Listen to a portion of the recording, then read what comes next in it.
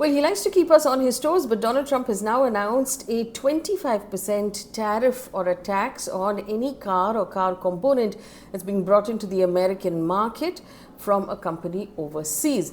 Now, we're going to discuss in this video what impact this will have on the customers and the market in America and the jobs in America, the impact it will have on global politics, and the impact it will have on India and Indian companies that supply to the American market.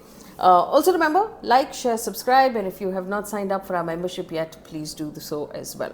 So Donald Trump has announced this new tax of 25%. It will kick in on the 2nd of April. Charges on completed cars will happen on the 3rd of April. Charges on components or parts will happen May onwards.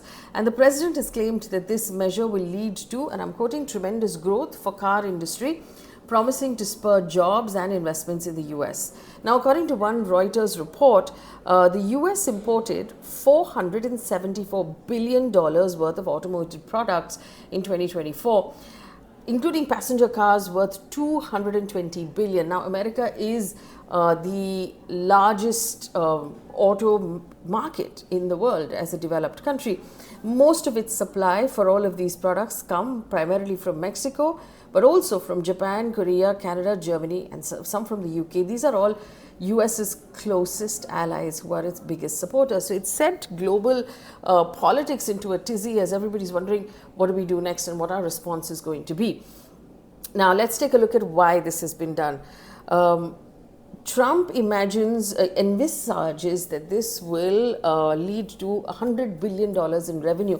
White House, this is what the White House has expected, $100 billion in revenue annually from this extra tax. Now, the hike starting April will mean automakers will face higher costs. So if they're importing their components from another country, they will have to pay more for each of those components. And also they will have lower sales because the final car will become more expensive. Although Trump argues that the tariffs will lead to more factories opening in the US, more jobs, and the end of what he calls a ridiculous supply chain between the United States, Canada, and Mexico. Quick detour. US, Canada, and Mexico are part of a tariff-free trade deal where products can cross borders without any tariff at all. Now, this is a deal that already existed, that Trump, in fact, renegotiated and ratified in his first term. He's now changing the rules on it. But effectively, to give you an example, aluminium goes from America to Canada and is fashioned into rods. Rods then go to Mexico, where it is made into a piston, where the piston goes back into America, where it is fitted into a car. And this is one example, but a lot of products go back and forth. And this is the ridiculous supply chain that he would like to see the end of. Now, experts argue differently. Now, they say that tariffs threaten to upend a very crucial manufacturing industry in the US. They stand to raise prices for American customers. Now, apparently in 2024, Americans bought about 16 million cars, SUVs, and light trucks. Half of those came from overseas. They were imports.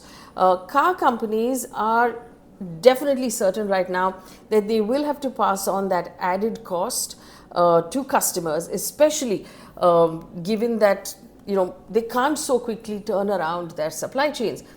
Analysts have estimated that the cost of cars for which parts are made in Mexico and Canada alone will go up by $4,000 to $10,000 per car, depending on the vehicle. And Trump has told reporters that tariffs will be permanent.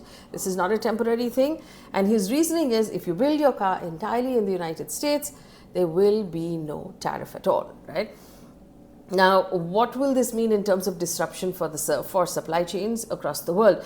Trump's move is likely to cause a significant disruption in the global auto industry, including the North American market, for Mexico and Canada, like I already told you, but for component makers from across the world as well.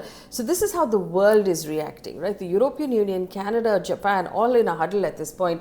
US is the top sales market for Jaguar Land Rover last year, which is a British-based company, although owned by Tata Motors in India. The US Chancellor has told BBC that the new tariffs are bad for the UK, but they're bad for the US as well. And they're having that conversation right now. The European Commission President has said that tariffs are bad for business, but they're worse for consumers. And EU will continue to seek negotiated solutions. Now, Canada has said that this is a direct attack on Canadian workers, and the Canadian Prime Minister Mark Carney, we have to get used to saying a new name, he has said that we will defend our workers, we will defend our company, we will defend our country, we will defend it together. So tough talk from Canada, which we are not used to hearing in, because Canada and US have always been such strong allies. But earlier today, Trump threatened far larger tariffs if the European Union and Canada began to work together to do what he described as economic harm to the US. The other countries that are in a huddle right now, Japan is saying it will consider all of its options and that it will do what serves its own national interest. Brazil, where a lot of the steel and aluminum comes from, said protectionism doesn't help any country, and they will lodge a complaint with the World Trade Organization. Interesting company that will be impacted a great deal is Tesla and Elon Musk. Remember, Tesla's batteries and a lot of the components that it needs for its electric cars comes from China. And so Tesla will have to pay a larger tariff as well. In fact, Musk posted on X that the tariff impact on Tesla is still quite significant. Remember, that stock has been taking a beating for a while. The impact has been on Asian auto markets already. I'll just give you an idea. Toyota and Mazda from Japan, those stocks took a tumble this morning because obviously that's a major component of cars that get exported. In South Korea, Hyundai and Kia have also taken a tumble on their stocks. And this is really, obviously everyone is going to start to react to this. Let's take a look at what this means for India particularly, right? So in India, we have companies like Tata Motors, Eicher Motors, Sona BLW, Motherson. These are all exporters who export into the US. They sell auto components primarily to Europe, Japan, South Korea, China, which in turn supply vehicles to the US. Tata Motors does not have a direct export to the US, but it has a subsidiary, which we talked about, Jaguar Land Rover, which has a strong foothold in the American market. Let's take a look. Primarily, we are a component manufacturing country, right? So we send our components to manufacturers all over the world, and they send cars to the US. So the Automotive Component Manufacturers Association of India, in its annual report, actually said that India's component exports, which we do drive transmission, we do steering, we do engine components, we exported $21.2 billion worth of components in financial year 24. And we saw a 5.5% growth, and this was driven by robust demand from North America and Europe, which is 32% of that market each. So together they're 64% of the components market. And so really this is really going to hurt our components industry. So it is the Indian auto components market that's likely to face the heat really from this, from this tariff. Now, according to Indian estimates, the Indian auto components to the US specifically was $6.7 billion in FY24. And India imports from the US about $1.4 billion at a 15% duty. Now, remember, Trump has constantly gone on about our duty on their auto exports. And that is something that, we should be worried about as well, because there is some caution. So on one hand, the components manufacturers are worried that it'll hit business. On the other hand, they're worried that the Indian government might negotiate with the US and bring down our taxes, flooding our market with American product, thereby hurting domestic businesses as well. So they've actually now talking about, asking the government to sort of just chill on that, but we don't know how that's going to play out, because in the past we've seen when you drop import duties and you allow products to come into the market, it tends to hurt smaller businesses in India.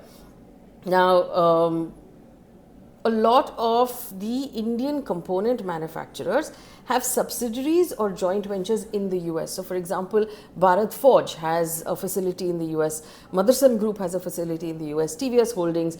They could perhaps consider boosting their production from the US, from those facilities. But the argument so far has been it's not just about tariffs. Even if you factor in the tariffs, the cost of producing in the US in terms of what you pay for wages and what you pay to just run a facility would just negate all of the benefit, and that doesn't make sense.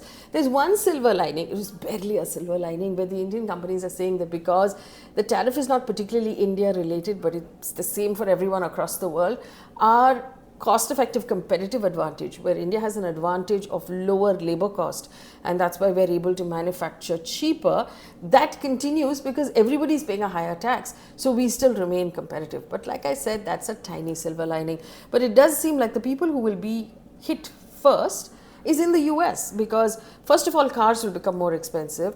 It'll become more difficult for auto manufacturers who are making cars in the US to continue to do so because their supply chain gets disrupted.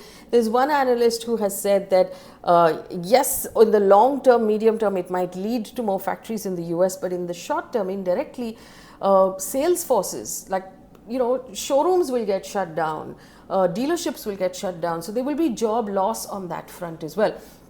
There's an argument that Trump is doing this because a large portion of his support comes from what is called Rust Belt workers, so people who used to work in heavy industry areas where the industry is rolled up and just left to rust, and he's doing this to sort of play to that gallery.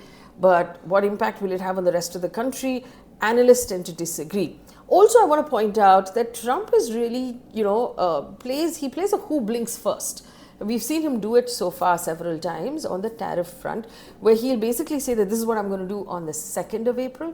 But on the 2nd of April, we'll have to see how that really plays out, whether he decides to go through with it or he just pushes it by another 3 weeks in order to give himself time to negotiate and stare down his opponent, like we were talking about yesterday. So really interesting sort of development.